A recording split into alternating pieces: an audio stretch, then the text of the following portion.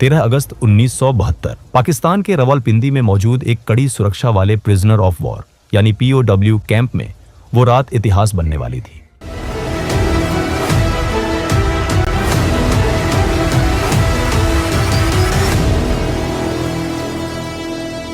यही वो कैंप था जहां 1971 के भारत पाकिस्तान युद्ध के बाद भारतीय वायुसेना के 12 पायलटों को बंदी बनाकर रखा गया था। कैंप की सुरक्षा इतनी सख्त थी कि कोई सोच भी नहीं सकता था कि यहां से कोई जिंदा बाहर निकल पाएगा। चारों तरफ ऊंची ऊंची दीवारें, दीवारों के ऊपर काटीले तार, हर जगह हथियारबंद पाकिस्तानी सैनिक। लेकिन इसी नामुमकिन जगह पर 3 ऐसे भारतीय पायलट मौजूद थे जिनके इरादे किसी दीवार, किसी तार और किसी बंदूक से डरने वाले नहीं थे। वो इस जेल से कुछ इस तरह भागे जिसे देख पाकिस्तानियों के होश उड़ गए। इस कहानी की शुरुआत होती है 3 दिसंबर 1971 से, जब भारत और पाकिस्तान के बीच जोरदार युद्ध चल रहा था। जमीन पर भारतीय सेना हर मोर्चे पर पाकिस्तान को पीछे धकेल रही थी, लेकिन आसमान में हालात उतने आसान नहीं थे। पाकिस्तान के जफरवाल शहर के पास बना एक ऊंचा वॉच टावर भारतीय वायुसेना के लिए बड़ी परेशानी बन चुका था। वहां से पाकिस्तानी सेना भारतीय मूवमेंट पर नजर रखती थी और कई बार भारतीय विमानों पर सटीक फायरिंग भी की जाती थी। इस वॉच टावर को तबाह करने की जिम्मेदारी दी गई भारतीय वायुसेना के जाबाज पायलट दिलीप पारुलकर को। दिलीप पारुलकर अपने साहस, अनुशासन और हिम्मत के लिए जाने जाते थे। उन्हें पता था कि मिशन आसान नहीं है, लेकिन देश के लिए यह जोखिम उठाना जरूरी था। 10 दिसंबर 1971 को दिलीप पारुलकर अपने सुखोई 7 फाइटर जेट के साथ मिशन पर निकले। जैसे ही वो वॉच टावर के पास पहुंचे, पाकिस्तान की एंटी एयरक्राफ्ट गनों ने जबरदस्त फायरिंग शुरू कर दी। गोलियां सीधे उनके जेट की तरफ आ रही थी। कुछ ही पलों में उनका विमान बुरी तरह डैमेज हो गया। हालात बिगड़ते देख पारुलकर ने बिना समय गवाए इजेक्ट किया। उनकी जान तो बच गई, लेकिन किस्मत ने उन्हें दुश्मन की जमीन पर उतार दिया। जमीन पर उतरते वक्त पारुलकर पहले से घायल थे। दर्द से जूझते हुए वो खुद को संभाल ही रहे थे कि आसपास के पाकिस्तानी आम लोग वहां जमा होने लगे। भीड़ दुश्मन चिल्लाने लगी। देखते ही देखते लोगों ने उन्हें पीटना शुरू कर दिया। उनका सामान छीन लिया गया। चोट, थकान और मारपीट की वजह से पारुलकर वहीं बेहोश हो गए।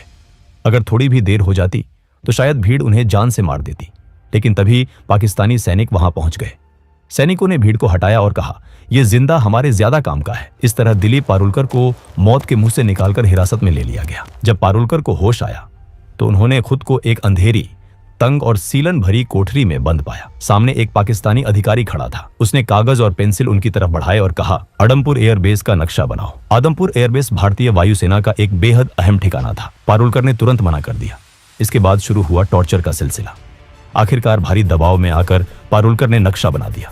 पाकिस्तानी अधिकारी बहुत खुश हुआ, लेकिन कुछ देर बाद वो गुस्से में वापस लौटा। असल में पारुलकर ने आदमपुर एयरबेस का नहीं, बल्कि मुंबई एयरपोर्ट का नक्शा बना दिया था। गुस्से में अधिकारी ने सजा सुना दी। पूरी रात कोठरी के एक कोने में खड़े रहना होगा। एक गार्ड को आदेश दिया गया कि अगर पारुलकर बैठे तो तुरंत गोली मार दी जाए। पूरी रात पारुलकर खड़े रहे। शरीर जवाब दे रहा था, लेकिन गार्ड को उन पर तरस आ गया।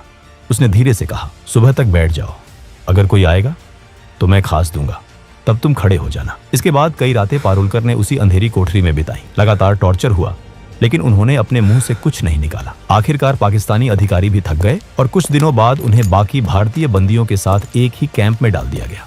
यही था रावलपिंडी का POW कैंप, जहां भारतीय वायुसेना के 12 पायलट कैद थे। यहां पारुलकर को पता चला कि बाकी साथियों के साथ भी ऐसा ही बर्ताव हुआ था। सबने दर्द सहा था, लेकिन किसी का हौसला नहीं टूटा था। इस कैंप के इंचार्ज थे उस्मान हामिद। वो भारतीय पायलटों के साथ सम्मान से पेश आते थे। हालांकि कई पाकिस्तानी अधिकारियों को ये बात बिल्कुल पसंद नहीं थी। उसी उस्मान हामिद ने भारतीय पायलटों को एक कैसेट प्लेयर और एक एटलस दिया। शायद उन्हें अंदाजा भी नहीं था कि ये छोटी सी मदद आगे चलकर कितनी बड़ी कहानी लिखेगी। 25 दिसंबर 1971 को कैंप में खबर पहुंची, ढाका में पाकिस्तान ने सरेंडर कर दिया है। भारत युद्ध जीत चुका है। 93,000 पाकिस्तानी सैनिक भारत की कायद में थे। कैंप में खुशी की लहर दौड़ गई। सबको लगा कि अब जल्द ही वो घर लौटेंगे, लेकिन दिलीप पारुलकर का मन कुछ और कह रहा था। उन्हें पता था कि कैदियों की अदला बदली में लंबा वक्त लग सकता है।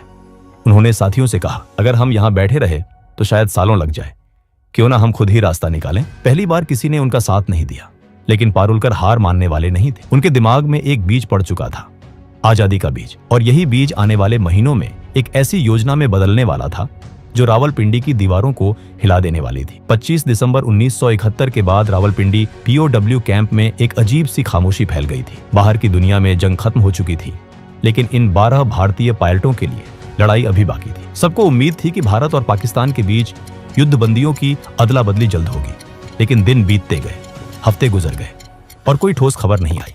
दिलीप पारुलकर को अंदर ही अंदर ये महसूस हो रहा था कि सरकारों की बातचीत में बहुत समय लग सकता है। उनका मन मानने को तैयार नहीं था कि वो बस इंतजार करते रहे। उनके लिए आजादी का मतलब था खुद के दम पर निकलना। शुरुआत में उन्होंने एक अलग योजना सोची। जब रात को टॉयलेट जाने के लिए एक सिपाही उनके साथ आता था, तब उसकी बंदूक छीनकर उसे ढाल बनाकर बाहर निकलने का प्लान बनाया गया। लेकिन यह रास्ता बहुत जोखिम भरा था। काफी सोच विचार के बाद पारुलकर ने यह प्लान खुद ही छोड़ दिया। समय बीतता गया, कई महीने गुजर चुके थे, लेकिन भारत सरकार की तरफ से कोई हलचल नहीं दिख रही थी। इसी दौरान कैंप में मायूसी बढ़ने लगी। तब पारुलकर ने एक बार फिर अपने साथियों से बात की। इस बार 2 लोग आगे आए, MS ग्रेवाल और हरीश सिंह जी। तीनों ने तय किया कि अगर किस्मत ने मौका दिया है तो वो उसका इस्तेमाल जरूर करेंगे। अब शुरू हुआ असली प्लान।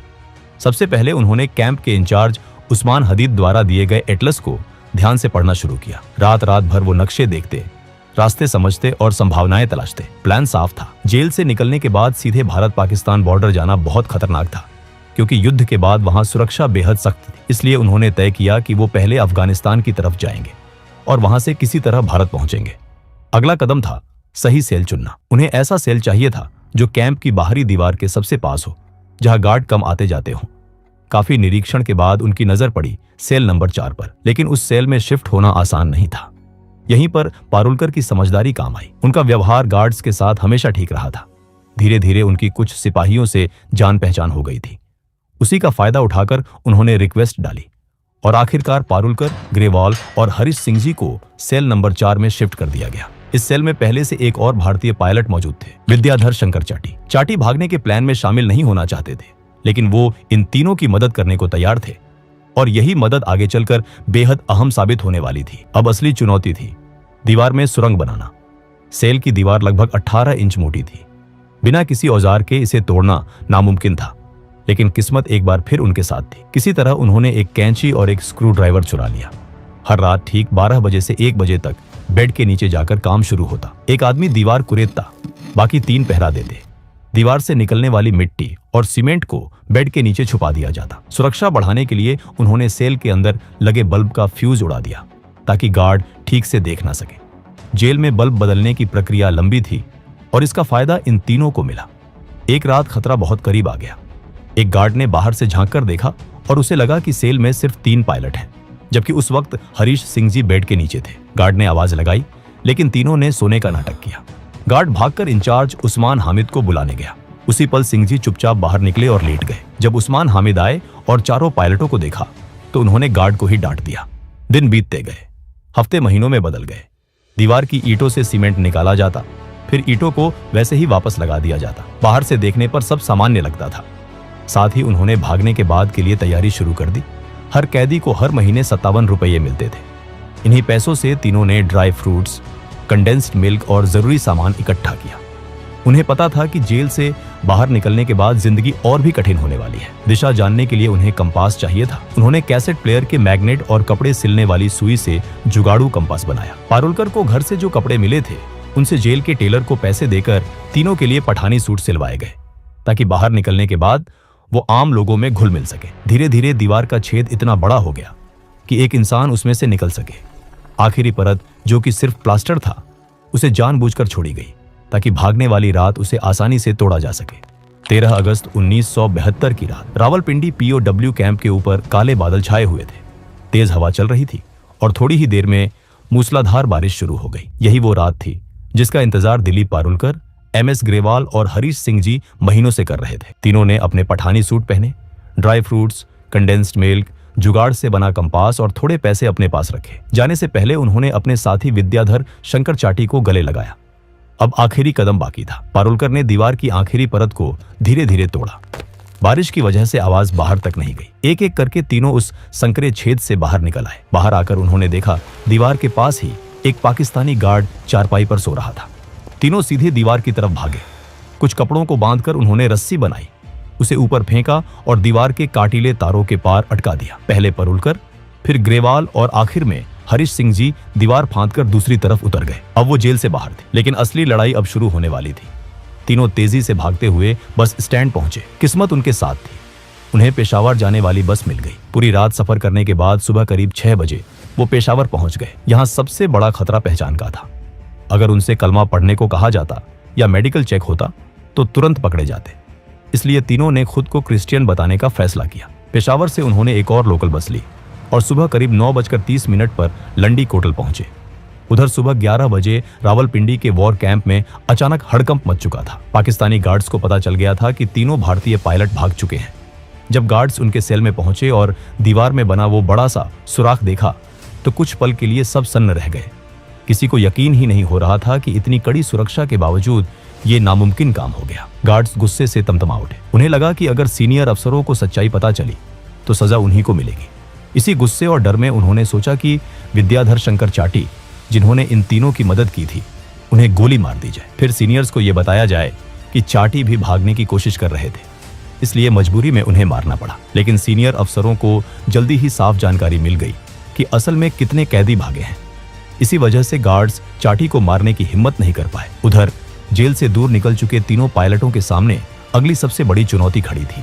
अब उन्हें अफगानिस्तान में दाखिल होने के लिए तोरखम बॉर्डर पार करना था, जो वहां से सिर्फ 5 किलोमीटर दूर था। दूरी कम थी, लेकिन सबसे बड़ी समस्या यह थी कि उन्हें रास्ता बिल्कुल नहीं पता था। उन्होंने अपने पास मौजूद एटलस में देखा कि तोरखम बॉर्डर के पास एक जगह दिखाई गई थी, लंडी खाना रेलवे स्टेशन।